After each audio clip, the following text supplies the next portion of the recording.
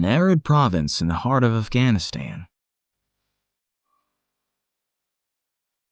Behind this ribbon of mountains, a valley, dotted with troglodyte caves. In the afternoon, these girls work in the fields, and in the mornings, the farmers follow a different ritual.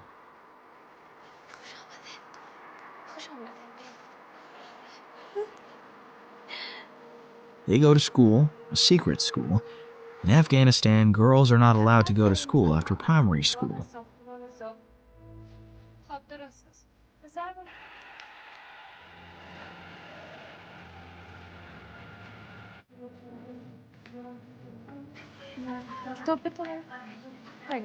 Aina is a former student. Last year, she improvised herself as a teacher, with the help of this tired radio.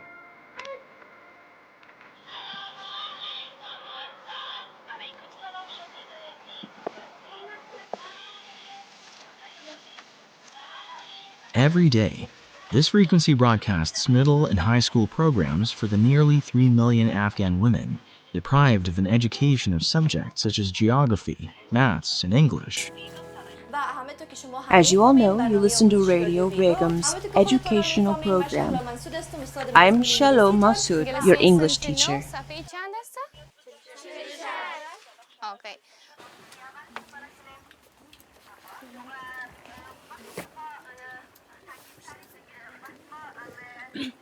His mother, Amina, died when he was a child of 6. He lived with his grandfather.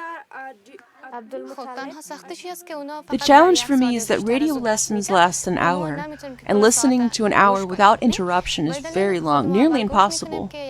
So my method is to listen for the first 10 minutes, just long enough to get used to the teacher speaking on the radio, and to familiarize myself with the lesson.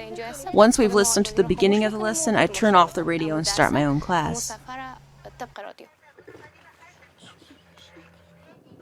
The secret schools go through a lot of trouble. The girls here are always worried. Worried about whether we can go on like this for much longer. Worried about government men bursting into the classroom and shutting everything down.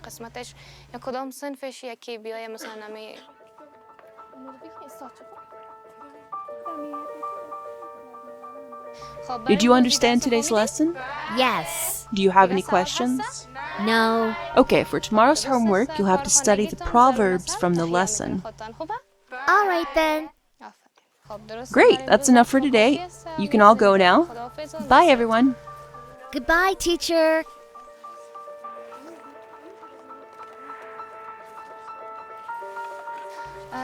We've been banned from conventional schools, but we're still learning, and the radio helps us with that. It gives us the feeling of sitting in a real classroom, and that's our only motivation. For the moment, the Taliban are not going after the cave's classroom. Depending on the region and the local governor, there's a relative tolerance towards these schools, as long as they remain discreet.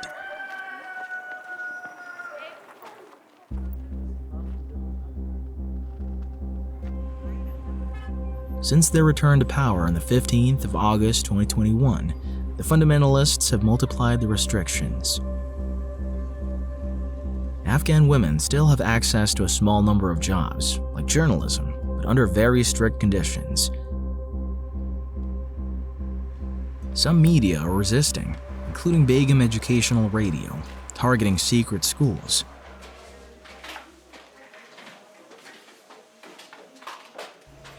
Hello. Hello. How are you? The radio station, which broadcasts to 17 provinces, employs 30 women. Saba, 26 years old, is the director.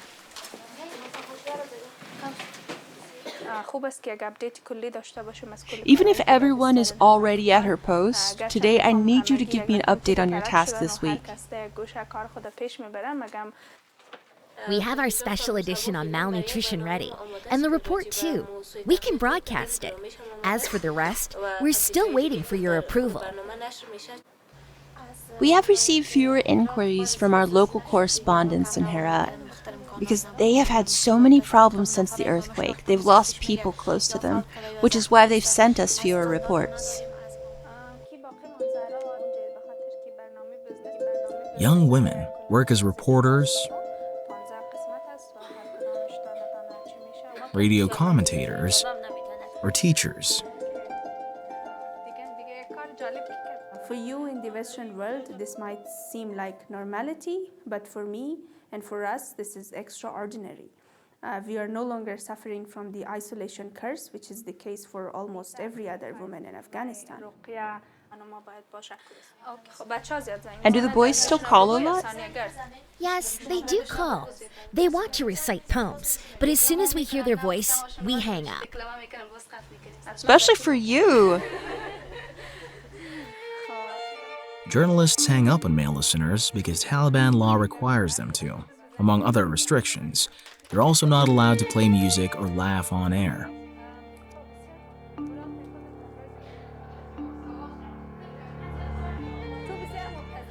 The reason that we are still able to move forward is we stay quite modest. We are not seen with men. We do not discuss any politics, and we follow the restrictions. We have no other choice. They tell us not to joke on the radio. We stop. They tell us not to talk about contraceptions like they just did, and we have to stop. But our very strength lies in this fact that we are able to continue and evolve each day despite all the restrictions, or despite how many restrictions we get. The risk? Being censored by the Ministry of Vice, with thousands of agents recognizable by their white coats.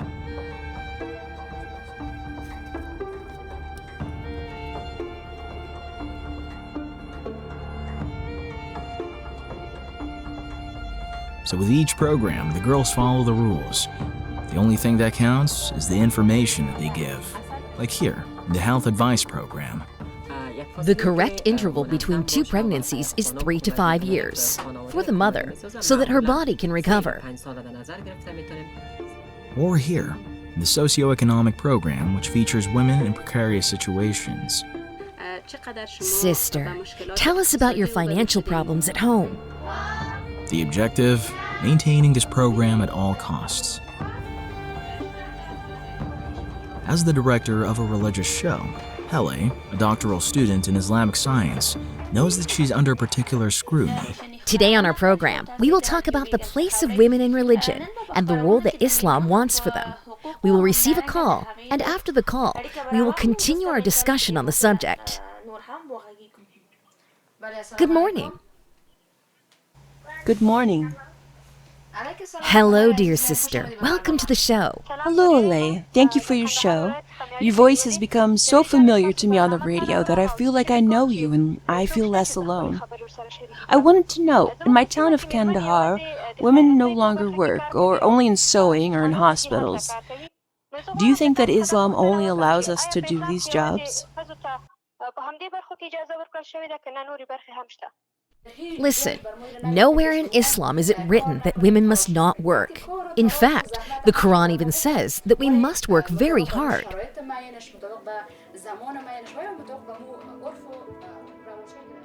A feminist and committed speech that challenges the reactionary ideology of the Talibans.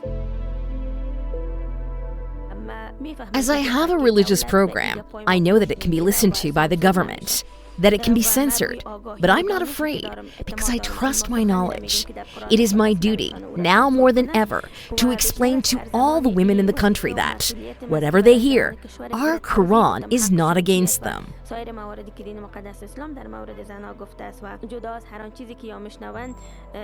دین خلاف از اینها نیست بلکه دین محافظت میکنه از اینها و از حقوقشان.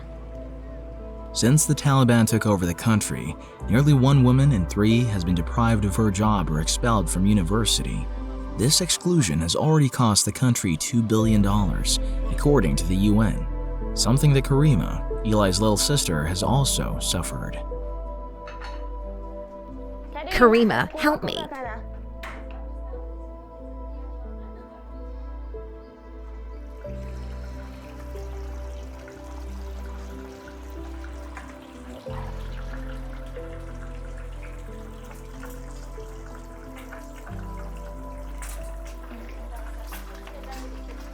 Karima, come here.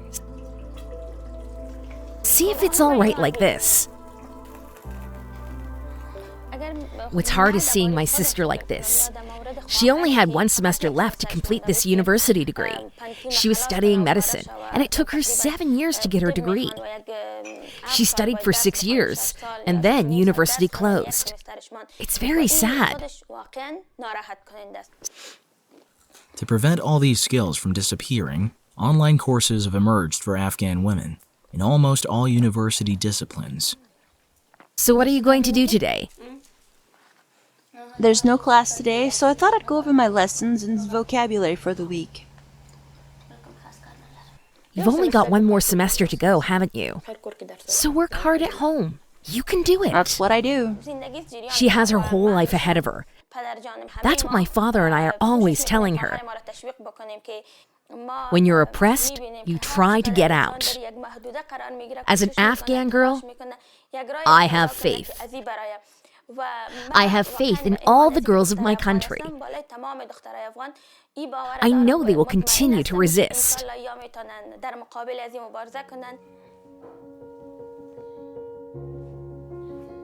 Resisting in small ways, by taking advantage of gray areas. For example, by getting some fresh air downstairs.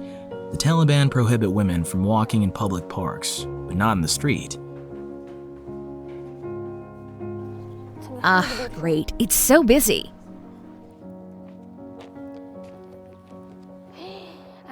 Mom, look how beautiful the sky is.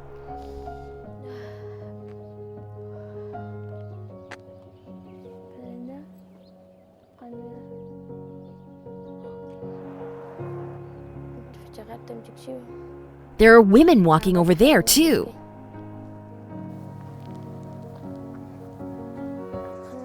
The weather's fine today. We're cold, but not too cold. Can you imagine for women who don't live in a residential area like us? We're lucky. Nobody bothers us here. What if one day they arrest us here? But don't worry, Mom. They're not coming here. Stop worrying. We stretched our legs quickly. Now we're going home.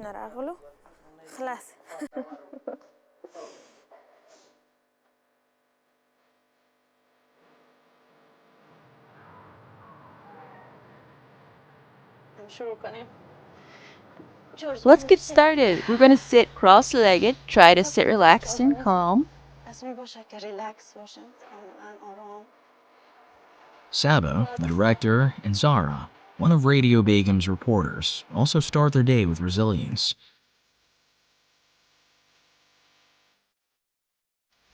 We're going to close our eyes for a minute, banish all negative thoughts from your mind, and think good thoughts.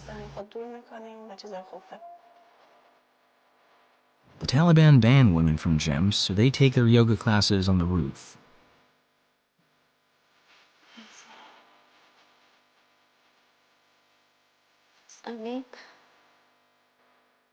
Then off to the radio offices by minibus.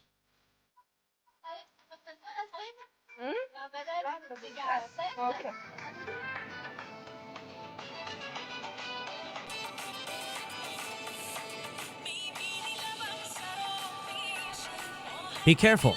There's a checkpoint. Yes, Sabir. What? Sabah, I'm telling you, there's a checkpoint. With the proliferation of Taliban checkpoints, taking a taxi on your own is no longer an option. Zara, you've been told there's a checkpoint. Ah, a checkpoint? Yes, cover your face.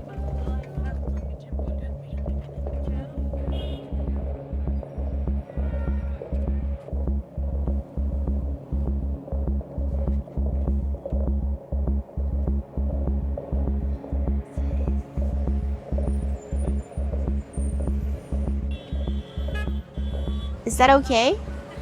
Yes, that's it. We're through. Good morning. Welcome to the 8 o'clock news in Kabul with me, Shabazz Iraj. Top story this morning. The international community reiterates its request to the Taliban. They must order the reopening of schools for girls in their country.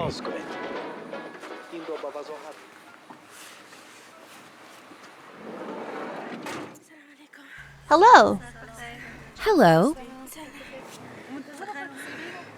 Taliban or not, in this very conservative country, the streets are very dangerous for women.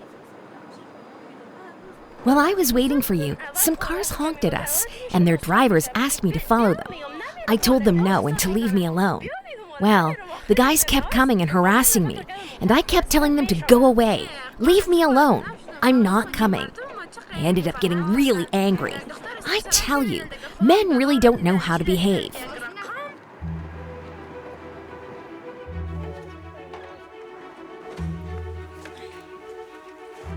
As soon as they arrive, Zara, 22 years old, heads off to cover a story. I've come for my camera and equipment. For sure.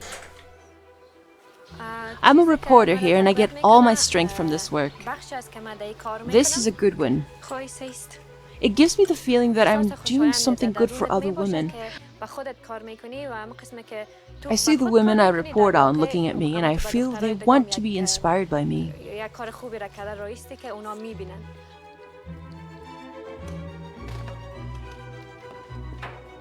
Today, Zara is reporting from a women's clinic. I'll film you when you ask the patient what her problem is. Can I check his blood pressure? Yes, of course. In Kabul, the health sector is still under little threat from the Taliban, but in their historic stronghold in the south of the country, women's clinics have already been closed. The carers and gynecologists were sent home. Are you ready? Yes. As you can see, we're still active as women reporters, even outside the office. Have you also kept your job serving the patients who are here? Yes, and it fills me with joy to see you here today.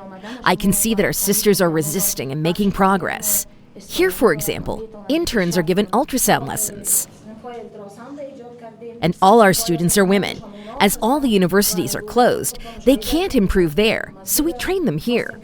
Our fear is that one day, the Taliban will close our clinic.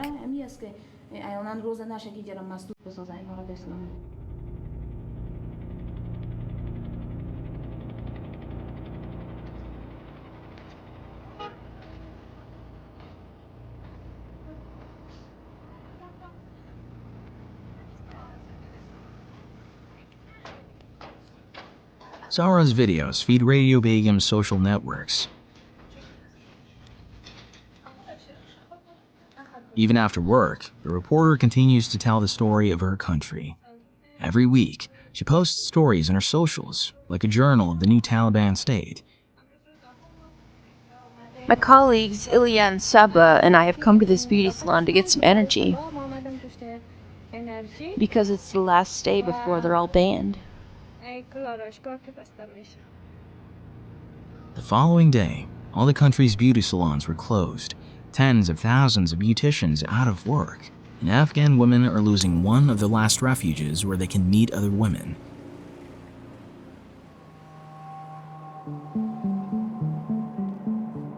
But Saba, the director of Radio Begum, is not discouraged.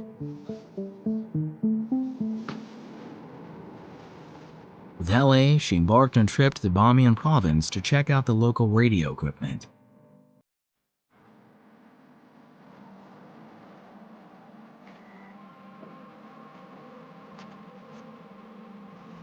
Right. Shall we go and see the transmitter? I don't know why, but we get complaints in this region with listeners reporting that programs are broadcasted 10 to 20 minutes late.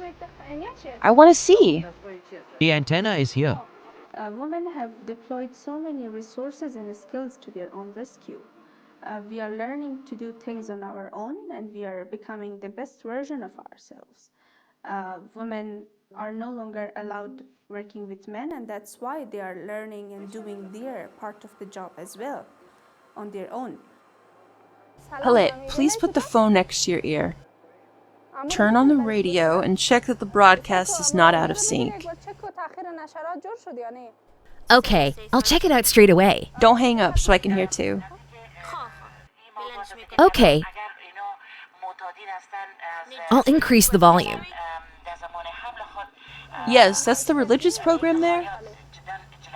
No, it's the health program. Oh, the health program is on at the moment, I think. Let's see what time it is. It's 14:08, which is good. We're not behind schedule, and the sound is good. Everything sounds perfect. Okay, fine. Thank you. Yes, that's good.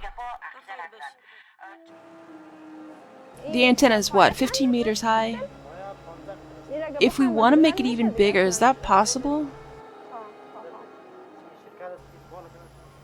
You can see the whole landscape from here. Local antennas are a treasure. They alone penetrate the villages and reach isolated young girls. Education and learning through radio. Dear students, if because of a problem or restrictions you cannot go to school,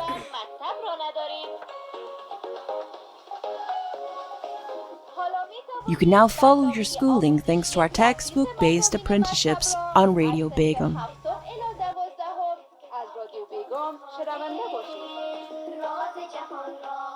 Hafsa studies from her family's living room. His father is too afraid of the Taliban to send him to a secret school. In this region, 2 of them have recently been closed.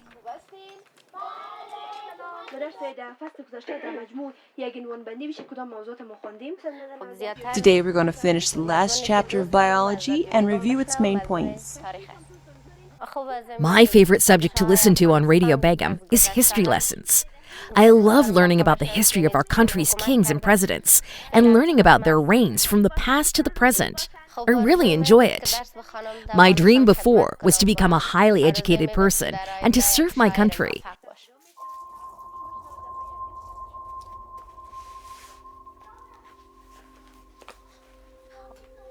Yes, I feel sad. As a woman, I'm being punished and I have to stay at home. The Taliban's belief that girls are inherently degraded and that their role is to stay at home, good for nothing. When I see my brothers off to school in the morning, I'd really like to go too and meet up with my classmates. I really miss them. I didn't get an education, but I want something different for my daughters. I want them to study so they're not like me. I don't know anything. In my day, the villagers didn't think it was right for their daughters to go to school. They wouldn't even let us go to the mosque to learn the Quran.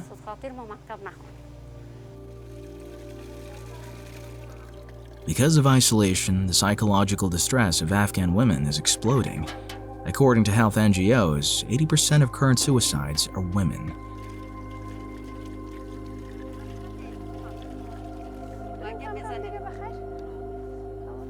On the way back, Eli and Saba stay away from the famous Buddha's Cliff, a World Heritage Site. Access to the archaeological site is forbidden to Afghan women. The view from up here is magnificent. Up close, frankly, it's less beautiful than at this distance. The Taliban thought they could stop us, but look what happened. It's even more beautiful. Where are the people who could take that away from us? Continuing to see beauty, achieving small victories, and keeping hope alive for their 20 million Afghan sisters. It's their biggest weapon against the darkness brought by the Talibans.